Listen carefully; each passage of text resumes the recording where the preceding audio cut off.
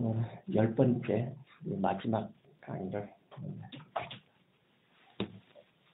사실은 이 행정법은 거의 한 90% 정도가 우리가 이제 정지되어 있는 현상을 연구합니다. 사실관계를 주로 연구하기 때문에, 그리고 사실관계 주로 이제 법률관계로 이제 구성이 되어 있고, 그리고 법률관계 플러스 이제 케이스 어떤 국민과 행정청 사후 간의 어떤 뭐 케이스 사례 이런 걸 이제 중심에 두고 주로 연구를 하는데, 근데 이게 행정법을 집행하는 사람이 사람입니다. 원래 공무원이거든요. 공무원. 공익의 가치를 실현을 해야 되는 사람은 공무원이기 때문에 행정법 중에서 유일하게 사람을 연구하는 분야가 있습니다. 이게 바로 공무원입니다. 그 대상이 좀 특성이 다르죠. 그는 공무원을 연구하는.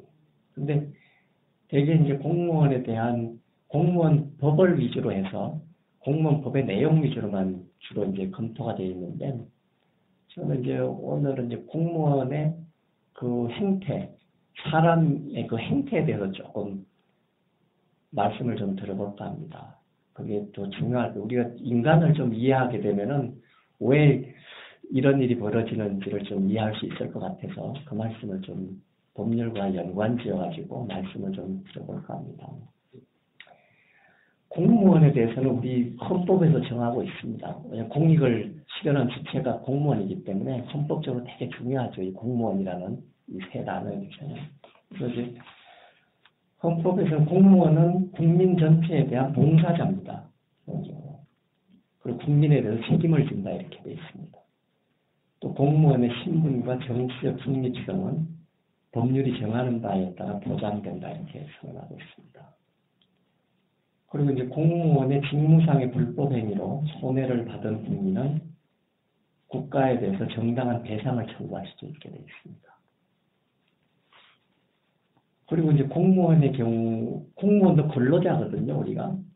이제 근로관계법, 노동관계법에서 공무원도 근로자입니다. 신분이 공무원일 뿐인데, 이 공무원들에 대해서는 법률이 정하는 자에 한해서만 단결권, 단체 교섭권, 단체 행동권을 가진다 이렇게 되어 있습니다.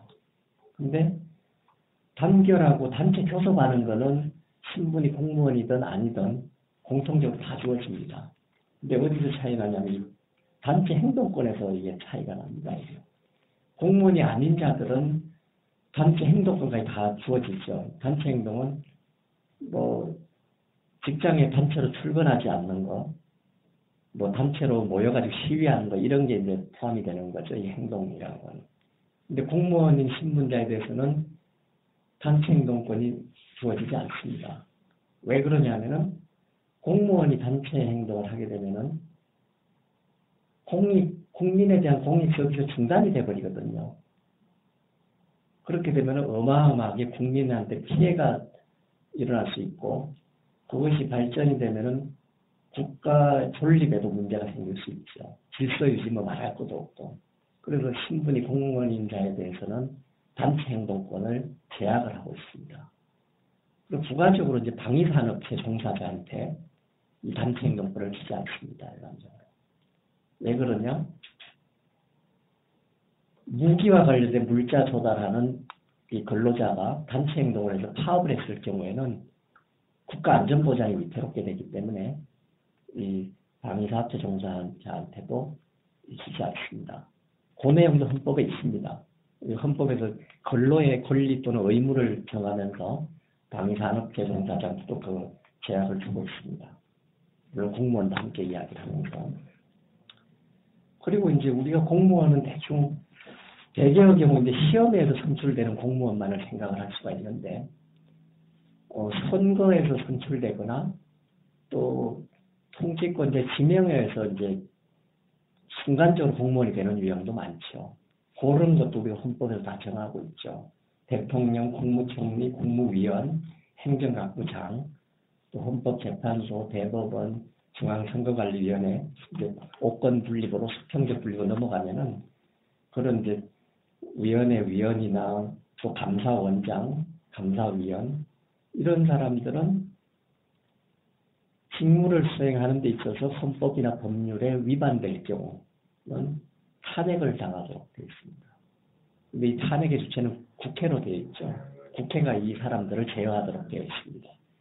선출이나 선거 또는 그 지명에 의해서 순간적으로 공무원이 되는 사람들은 그런 장치를 이제 두고 있고, 그래서 우리 공무원의 유형도 당연히 이제 법률로 정하고 있죠. 국가공무원법, 또 지방공무원법, 지자체에 대해서는. 근데 내용이 똑같습니다.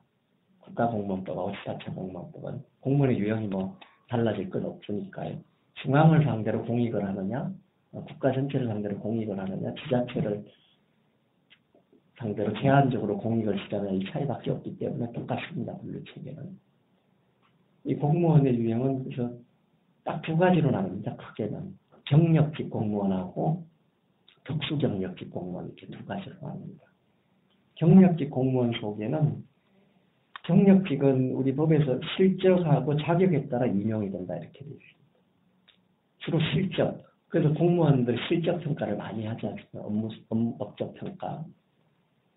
그리고 이제 특수경력직은 경력직 공무원이 아닌 사람으로 이렇게 되어 있습니다. 이거는 이제 평가는 잣대도 좀 다른 거죠. 그리고 경력직 공무원은 신분이 평생 보장되도록 되어 있습니다. 경력직 공무원은. 이 경력직 공무원을 또 나누어 보면은 일반직 공무원. 우리가 이제 미래부를 방문해서 만나는 사람은 다 일반직 공무원들입니다.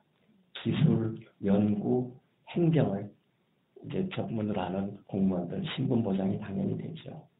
그 다음에 이제 특정직 공무원이라고 있습니다. 법관이나 검사, 외무공무원, 경찰, 소방, 교육, 군인, 군무원, 또 아까 그 수평적인 오권 분립에 있는 헌법재판소 직원들이나 또 법원, 그다음에 국가정보원 직원, 이런 특수 분야에 있는 사람들을 특정직 공무원이다 이렇게 얘기합니다. 이것도 마찬가지로 경력직 속에 있기 때문에 신분 보장이 되는 것이죠, 평생. 그리고 또 요즘은 우리가 미래부를 가서 상대하기가 좀 만나기가 어려운데 기능직 공무원이 있습니다. 근데 기능직이라 그러면 신분 보장이 안 될 것 같은데 신분 보장이 됩니다. 이것도. 자기가 그만두기 전까지는. 과거에 우리가 그 컴퓨터, 인터넷이 활성화되기 전에는 타자의 기능을 가진 공무원들이 상당히 기능직으로 채용됐습니다. 중앙부처에도, 지자체도 그렇고. 그래서 타자 기능을 갖고 있는 기능직 공무원들이 신분 보장이 현재도 많이 존재합니다. 중앙부처에. 근데 지금 근데 기능직 공무원도 일반직 공무원하고 함께 테이블을 두고서 이제 같이 존재하다 보니까 최근에 이제 기능직 공무원, 일반직 공무원이 명함으로 봐서는 표시가 전혀 안 되죠. 구별도 안 가고. 그리고 이제 기능직 공무원도 이제 급수가 이렇게 있다 보니까 7급쯤 되면 이제 주무관 이렇게 또 명함에 딱 붙여주고, 또 기능직은 오래되면 5급으로도 갈 수가 있으니까 타자 기능이 있지만은 이런 사람들이 사무관으로 이렇게 표현을 하기 때문에 구별이 안 갑니다. 근데 우리가 하고 있는 일을 협력감을 하고 있는 공무원 중에도 기능직 공무원이 상당히 있다 이렇게 보시면 됩니다. 현재 그렇게 보시면 되고, 신분 보장이 되는 사람들이고, 그리고 이제 특수경력직, 아까 선출 또는 지명으로 느닷없이 공무원이 되는 사람들을 특수경력직이라고 그러는데, 특수경력직에서는 주로 정무직 공무원을 제일 많이 얘기합니다. 정무직 공무원. 여기 이제 선거나 임명으로 취임하고 대개 이제 국회 동의가 필요한 사람들, 또 고도의 정책 결정을 담당하게 하는 사람들이니까 또 이제 장차관급점이 되는 것이죠. 정무직 공무원. 여기는 당연히 신분 보장이 안 됩니다. 언제라도 그만둘 수 있는 준비를 해야 되는 사람들이고. 그리고 이제 특이하게 별정직 공무원이라고 있습니다. 별정직 공무원도 신분 보장이 안 되긴 하는데 그 업무 때문에 별도로 이제 공무원의 기호를 만들었는데 그 업무가 존재하는 한 사실상 신분 보장이 됩니다. 우리 미래부 공무원 중에도 별정직 공무원이 있습니다. 별정직 공무원이. 근데 이 직무가 사라지지 않는 한 신분이 유지가 되는 거니까, 사실은 우리 공무원 조직의 직무는 거의 사라지지 않으니까, 하지만 별정직 공무원은 거의 일반직 공무원하고 구별이 잘 안 갑니다, 실제. 그리고 이제 계약직 공무원. 개방형직에서 민간인이 3년 또는 뭐 5년 계약직으로 들어오지 않습니다. 당연히 신분 보장 안 되죠. 5년만 보장하고 3년만 보장하니까 계약직 공무원들도 특수경력직으로 되어 있습니다. 이게 우리나라의 공무원의 분류의 전체입니다. 이게 경력직과 특수경력직. 경력직은 신분 보장이 되고 특수경력직은 안 되고 이게 이제 통째로 되어 있는데, 근데 이제 국가공무원법이 있지만은 지방공무원법 따로 있고 경찰공무원법, 군인공무원법, 교육공무원법, 소방외무공무원법 다 따로 존재합니다. 그리고 이제 공무원의 근로관계를 정하기 위해서 공무원의 노동조합 설립 및 운영 등에 관한 법률도 있고, 그래서 노동조합의 가입 대상자를 공무원에 대해서는 한정을 하죠. 과거에 그 6급 이하까지만 5급부터는 노동조합 가입이 불가능했습니다. 현재는 어떻게 바뀌었는지 모르겠는데 아마 그대로 유지되고 있을 겁니다. 그래서 6급 이하 공무원만 노동조합에 가입할 수 있도록 그런 이제 제한을 두기도 했었죠. 그런 상태. 그래서 이 국가공무원법들은 대개 지위를 보장하는 내용, 그다음 공무원의 정원을 정하는 내용, 또 공무원도 이제 여러 가지 복지 혜택을 이제 뭐 연금이나 이런 여러 가지 혜택을 주기 때문에 복지에 관련되는 내용, 또 공무원들은 특히 일반 직공을 평가를 해야 됩니다. 실적을 평가해야 돼. 평가에 관련되는 내용, 또 징계, 잘못하면 징계를 해야 되기 때문에 징계에 관련되는 내용, 이런 것들이 이제 다 풀세트로 다 구비가 돼 있죠. 근데 우리 별로 관심이 없어 그걸 잘 보진 않고 살기 때문에 모르고 있는 것 뿐이고, 이런 공무원이라는 이런 직업을 관리하기 위한 굉장히 많은 법령들이 존재합니다. 법률도 있고 뭐 대통령도 있고 여러 가지로 존재를 하죠. 근데 우리가 이제 그동안에 이 강의에서도 강조를 했지만은 행정조직은 반드시 법률로 정해야 되고 행정작용도 법률로 정해야 된다고 말씀을 드렸습니다. 막강한 권력이 부여가 되기 때문에. 근데 이 행정작용은 사실은 공무원을 기준으로 다른 용어로 바꿔보면 직무입니다. 공무원의 직무. 공무원의 직무는 기본적으로 법률로 정하고 있는 것이죠. 그리고 개괄적으로는 법률로 정하고 구체화시키는 것은 이제 뭐 미래창조과학부와 그 직제 이런 식으로 이제 대통령으로 그다음 직제 시행규칙 이렇게 한 단계씩 내려와서 그 직무가 공무원이 국민을 상대로 행사해야 되는 직무가 구체화가 되고 있는 겁니다. 근데 이제 법률하고 직제 그리고 직제 시행규칙에서 끝나지 않고 모든 부처는 행정규칙으로 위임전결 규정이라는 걸 갖고 있습니다. 우리 기관도 공공부문에도 위임전결 규정이 되게 다 있습니다. 우리 기관을 기준으로 보면은 원장은 행정청이고, 그리고 부원장, 또 본부장, 뭐 실장 이런 이제 보직 계통은 이제 그 보조 직제 이렇게 우리가 평가를 할 수가 있는 거죠. 그리고 이제 중앙부처로 이제 대입을 해보면은 대통령이 있고 그 밑에 이제 국무총리라는 또 수직적으로 나눠가진 하위 행정청이 있고, 또 국무총리 밑에는 각부 장관이라는 행정청이 또 있는 것이죠. 물론 장관 밑에는 청장도 있지만은, 근데 이 장관이나 청장 밑에 이제 배치되는 게 바로 이제 공무원들입니다. 그냥 일반직 공무원들이죠, 이게. 그게 이제 보조 직제로 우리가 분류가 되는데, 그 공무원들이 이제 차관, 실장, 국장, 과장입니다. 근데 이네들의 역할은 장관이라는 행정청의 의사결정을 돕는 역할을 하는 것이죠. 돕는데 수직적으로 돕는 겁니다. 수평적으로 돕는 역할은 합의직제에서 하는 것이고, 자문심의의결이라는 기구에서 하는 것이고, 또는 차관보나 심의관이라는 이름으로 의견을 제시하는 역할로 이제 보좌직제라는 역할도 하는데, 이 보조직제는 상하관계에서 그 역할을 하는 것이죠. 행정청의 결정을 돕는 역할. 근데 행정청이라는 장관이 모든 권한에 대해서 최종 결정권을 행사하게 되면은 장관의 그 업무 로드가 어마어마하게 걸릴 수가 있습니다.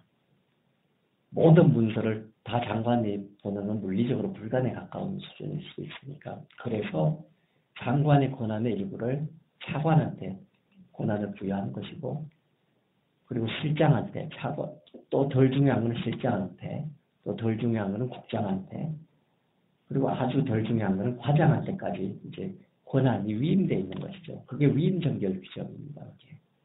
그래서 위임 정결 규정까지 법률부터 위임 정결 규정의 행정 규칙까지를 풀세트로 우리가 이해하면은 그 덩어리 전체가 권력이 수직적으로 분립되어 있는 그 유형의 그 근거 법률의 그 전체입니다. 그것이. 근데 이제 보조직제 위임 정결 규정은 행정청의 상하 간의 이 수직적 권력 분립이 아니라 행정청 속에 있는 보조직제 안에서의 수직적인 권력 분립이 또 일어나는 것이죠. 위임 정결 규정에서. 그리고 정부 조직법부터 위임 정결 규정까지를 통째로 이제 보면 우리가 명확한 그 수직적인 권한의 한계를 우리가 볼 수가 있습니다. 탄핵된 박근혜 씨가 행정부의 최상위 행정청이면서 문체부 과장의 직무권을 바로 침범한 사건. 왜 바로 이 수직적 권력 분립의 한계를 지키지 않았기 때문에 일어난 극단적인 사례였지 않습니까? 그렇게 되어 있고 그리고 이런 위임 정결 규정은 말씀드린 그 수평적인 업권 분립에서 똑같이 존재합니다. 국회의장, 그 다음 국회 사무총장도 행정청입니다. 국회 안에서는. 그 다음 이제 그 밑으로 가면 또 이제 보조직제들이 또 존재하고 대법원장, 그 다음에 법원 행정처장도 이 행정청입니다. 대법원장의 권한의 일부를 반영하죠. 그 다음 헌법재판소장, 또 헌법재판소 사무처장, 당연히 행정청이고 중앙선거관리위원장, 또 지방선거관리위원장, 또 행정청이죠. 대통령이 국무총리에 나누듯이 똑같이 나머지 사건들도 사제의 권력도 똑같이 수직적으로도 행정청 상호 간에도 상하 관계가 형성되어 있습니다.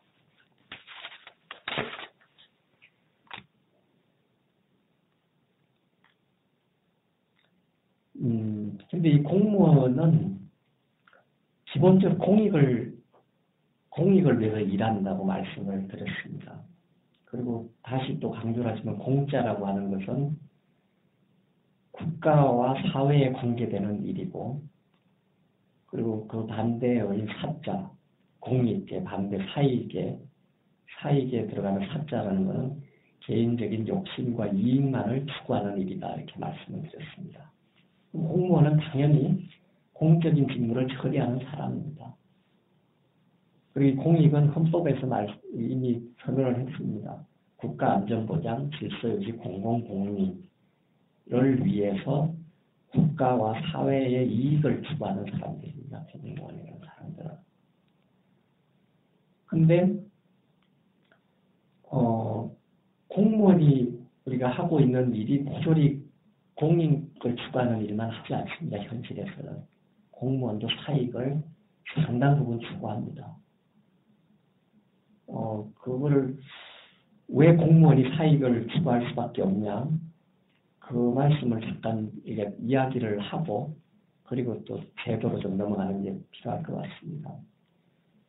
공무원도 인간이라는 기본 전제를 좀 할 필요가 있을 것 같습니다. 공무원도 인간이고 민간 부분에 있는 근로자들도 인간입니다. 기본적으로. 그러면은 제도적으로 제어를 안 할 경우에는 당연히 사적인 욕심이 인간이기 때문에 해결할 수밖에 없습니다. 공무원도. 그리고 때로는 국가와 사회를 위해서 해야 되는 공익보다도 자기의 그 사익이 우선순위에 먼저 설정되는 경우도 있습니다. 인간이기 때문에 공무원도. 그래서 그런 극단적인 사례나 이런 것들을 가지고서 우리가 언론에서는 뭐 영혼 없는 공무원이다 이렇게까지 극단적으로 평가를 하는데 그런 제도가 그렇게 만들어가고 있는 것은 아닌지 공무원도 인간이라는 걸 먼저 이해하고 나면은 그렇게 극단적으로 표현해서는 안 되는 건 아닌지 그런 생각도 듭니다. 근데 공무원이 추구하는 이 사익에서는 이미 제도적으로 보장되어 있는 몇 가지 것들이 있습니다. 공무원의 승진이라고 하는 것. 승진을 하고 안 하고는 국민하고는 별 관계가 없습니다. 국가와 사회에 관계되는 일이 아닙니다. 공무원의 승진이라는 이건 철저하게 사익이죠, 이거는. 그리고 승진을 하기 위해서는 직무평가를 합니다. 직무평가. 실적주의, 공무원의 실적주의. 이 직무평가 제도도 승진이라는 사익 추구를 제도적으로 뒷받침하는 이 사익을 추구하기 위한 제도입니다. 이 직무평가 제도도. 그리고 공무원들은 과거에 우리가 그 개도국 시절부터 지금까지 가지고 있던 제도가 있습니다. 공무원의 해외훈련 제도. 해외훈련 제도 이런 거는 공무원의 이게 사적인 영역이죠. 해외훈련 제도. 그리고 이제 퇴직 후에 재취업하는 문제. 퇴직 공무원이 퇴직 후에 나머지 인생을 좀 더 보람있게 살고자 노력하는 문제, 재취업의 문제. 이것도 사익의 영역입니다. 근데 물론 퇴직 후 재취업 문제는 제도적으로 보장해 준 건 아니지만은 사실상 뭐 상당 부분 보장이 되고 있다. 우리 사회는. 가벌관계 이런 것 때문에 뭐 그렇게 얘기할 수 있습니다. 근데 사실상 보장되어 있는 거 빼고서라도 공무원의 승진이나 직무평가 제도나 국비 해외훈련 제도는 제도적으로 보장하고 있는 사익의 영역입니다. 우리 공무원의 영역에서. 그럼 이런 공무원이 사익을 추구하는 것이 현실에서 극단적인 사례로 비화돼서 나타납니다. 예를 들면은 상명하복의 취지가 왜곡이 돼가지고 상급자의 부당한 지시에도 맹종을 하는 행태로 나타납니다. 승진이라는 이 목표 때문에. 그 다음에 직무를 과대 포장을 합니다. 실적주의라는 이 평가제도 때문에. 그래서 보여주기 위한 행정이나 언론 홍보를 위한 행정을 추구를 하는 것이죠. 당연히 예산이 많이 낭비가 될 겁니다. 그리고 직무의 계속성이 상당 부분 훼손이 됩니다. 인사이동을 주기적으로 해서 실적을 또 포장을 하려고 그러면 전임자의 직무와 차별화를 시도를 해야 됩니다. 그럼 당연히 그 효과는 공익적인 직무의 계속성이 사라지게 되는 역효과로 나타나게 되는 것이죠. 끊임없이 새로운 걸 만들어내야 되는 강박관념에 대한민국 공무원들 다 사로잡혀 있습니다. 실적주의 때문에. 그리고 새 판을 짜야 되고 항상 전임자 거는 폐지할 수밖에 없고 그렇게 돼요. 그리고 정치적 중립성도 훼손이 되는데 원래 정치적 중립성은 일반직 공무원은 원래 정치적 중립성을 준수해야 됩니다. 근데 정무직 공무원은 원래가 정치적으로 임명되고 선출되기 때문에 그 정무직 공무원에 대한 정치적 중립성의 의무가 사실상 없습니다. 일반직 공무원을 임명한 것이죠. 그리고 실장, 차장은, 실국 과장은 당연히 정치적 중립의 의무가 있는데, 그런데 실국 과장도 장래에는 차관, 장관이라는 이 목표를 설정하게 되면은 실국 과장 시절에도 이미 정치적 중립은 지키지 못하게 됩니다. 우리의 이 현실이.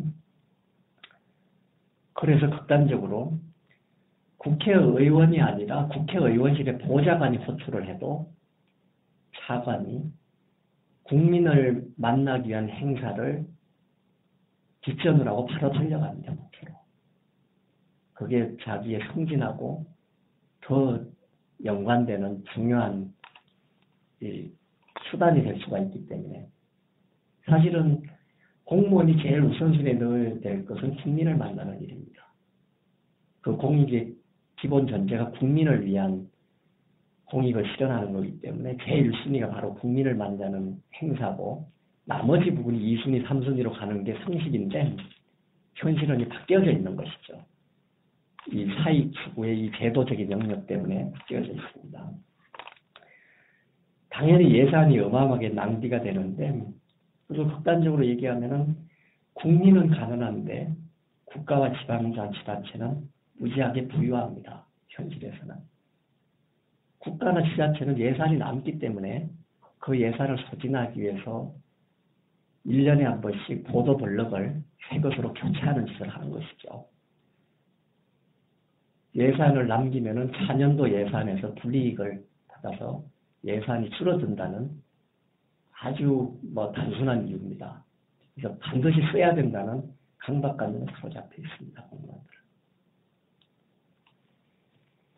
그리고 사실은 예산의 원천은 다 세금인데 국민은 이제 많은 세금을 이제 정부에서 국가에서 정한 그 세금 관련 법률에서 강제로 징수를 당하고 세금을 내지만은 사실상 이 세금은 공무원의 이 사익을 기반한 이 제도적인 영역 때문에 굉장히 낭비되고 있는 것이 현실이고, 근데 예산이라고 하는 사실은 조 단위가 넘어가면은 그 조 단위가 넘는 개념 무한대입니다. 사실은 국민이 봤을 때 이 조 단위라는 이 수치적인 개념은 평생 그 숫자를 회계장부에서 보지도 못하고 인생을 마감하는 게 국민의 현실이기 때문에, 그래서 공무원들은 예산 개념에서는 무한대라는 개념을 사실상 갖고 있습니다.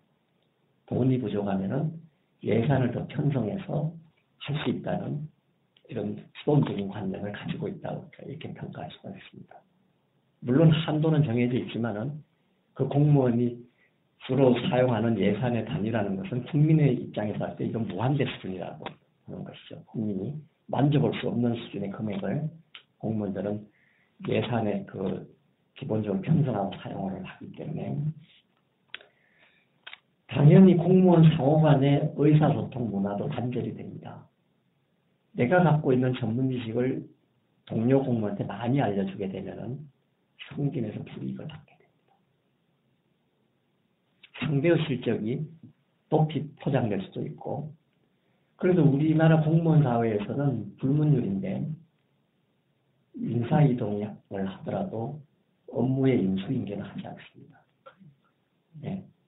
우리 공무원 사회는 후임자는 맨 땅에 헤딩해서 다시 처음부터 그 업무를 파악합니다. 우리 공무원 사회는.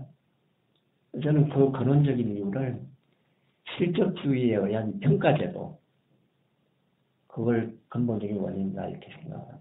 승진이나 실적, 이 부분 때문에 나는 인사이동 받아서 내 일자로 이 업무를 시작하는 거니까 당신은 내 자리에 와서 내 자리에 있는 서류를 가지고, 직무 권한은 다 법률에 다 정해져 있으니까 서류를 가지고 파악해서 일을 하면 되는 것이다. 이런 관념이 이 공무원 사회에 존재하고 있다 이렇게 볼 수가 있습니다. 토론 문화 당연히 단절됐죠. 이제. 그리고 일방적으로 지시하고, 그리고 극단적으로 우리나라는 부처 이기주의가 아주 심각합니다. 부처 간의 벽이 상당히 높은데 그 주 원인도 저는 이 사익을 추구하고 있는 이 제도의 병폐가 아닌가 그렇게 보는 것이죠. 공무원의 연수 파견제, 그러니까 개도국 시절에 이제 생겨났지만 지금도 유지되고 있습니다.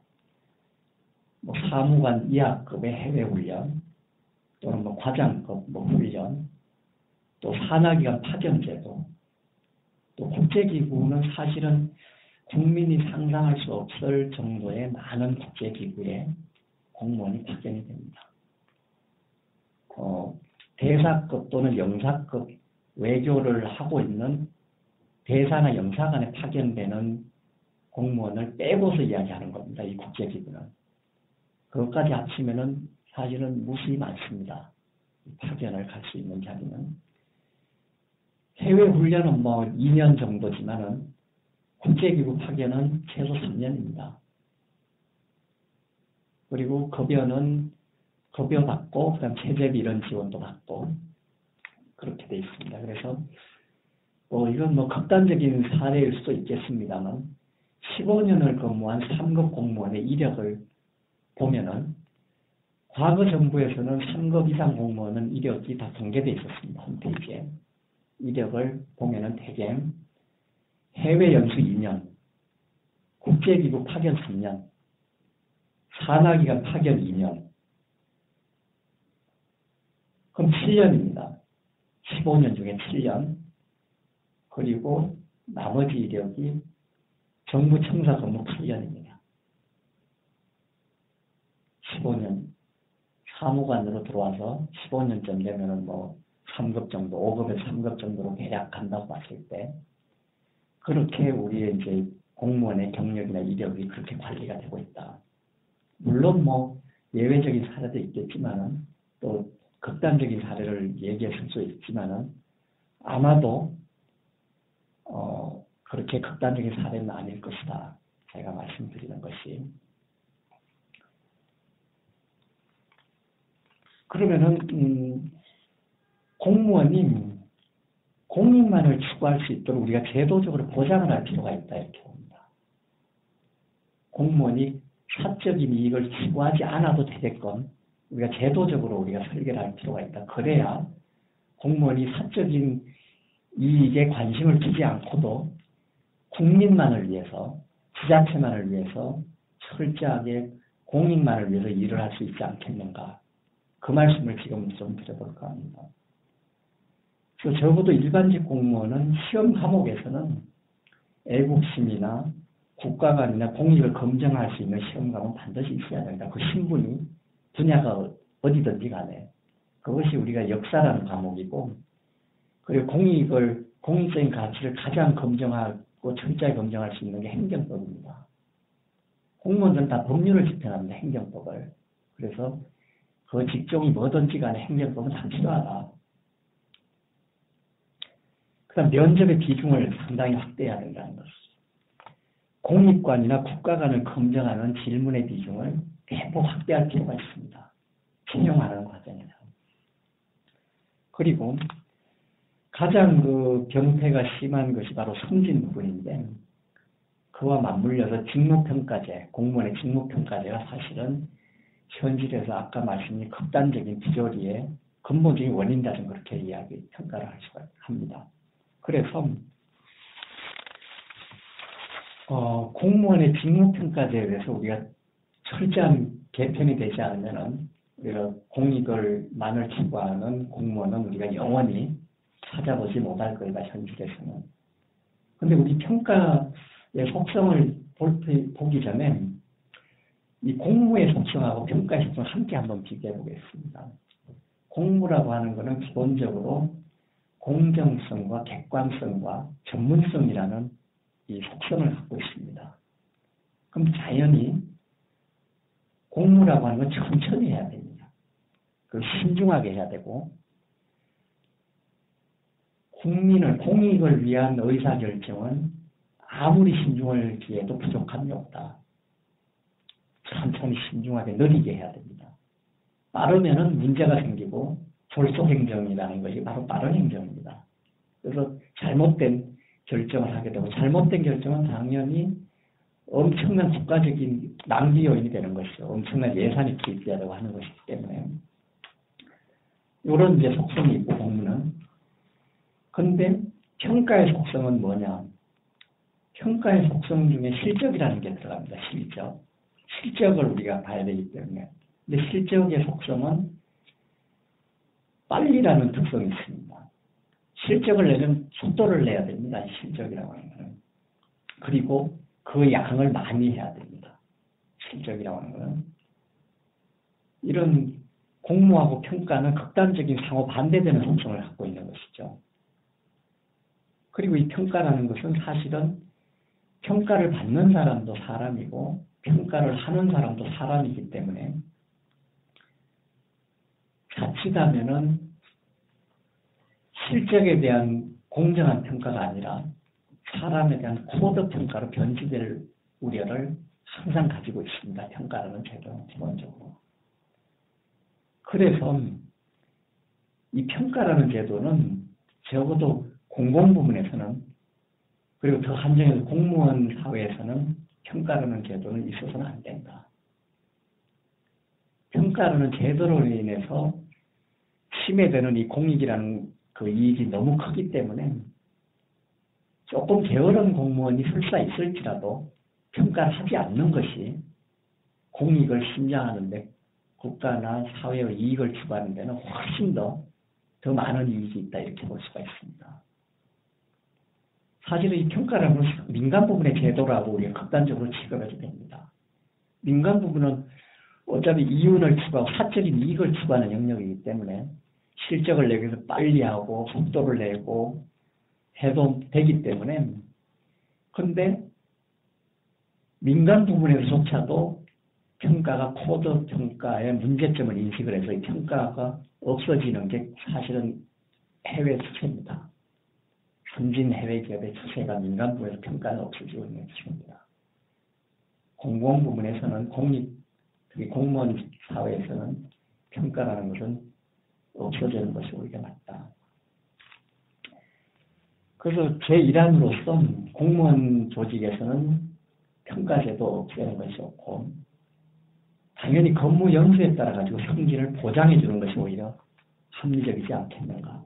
5급이면은 5급으로 뭐 7년 근무하면은 4급으로 또 뭐 7년 근무하면 3급으로 반드시 승진을 보장해 주면은 공무원들이 사적인 이익을 추구하는데 낭비할 필요가 없어지는 거죠. 철저히 공익만을 추구해서 고민을 해도 모자랍니다, 시간이. 사익을 추구하는데 낭비시킬 필요가 없습니다. 그 우수한 인재들을. 그래도 뭐 평가를 해야 된다 그러면은 평가 지표를 공익을 중심으로 재설계를 해야 된다. 그래서 부정부패 정도를 평가하고 공익 추구의 적극성을 평가하고 민원 해결에 이 국민이 원하는 것을 해결해 주기 위한 적극적인 노력을 평가하고 국민의 의견을 적극적으로 청취했는지를 평가하고 법령을 철저하게 준수했는지를 평가하고 예산을 절감하기 위한 노력을 얼마나 열심히 했는지를 평가하는 것이 맞다. 공무원에 대해 평가를 해야 된다면 그렇게 생각합니다. 그래서 공무원이 진정으로 공익만을 위해서 일할 수 있는 기반을 국가가 나서서 조성해 줘야 된다. 그래서 공무원이 바쁜 나라가 되면 안 됩니다. 공무원이 바쁘면은 졸속 행정이 일어나기 때문에 그 모든 피해는 국민이 당하고 많은 예산 낭비로 이어지기 때문에 공무원에게 여유를 줘야 됩니다. 국가가 나서서. 공무원이 공무를 수행하는 데 있어서 공정성, 객관성, 전문성을 철저하게 추구하면서 천천히 신중하게 의사결정을 하거나 도울 수 있도록 그렇게 공무원이 여유 있는 나라가 돼야 되지 않겠는가 그렇게 생각합니다.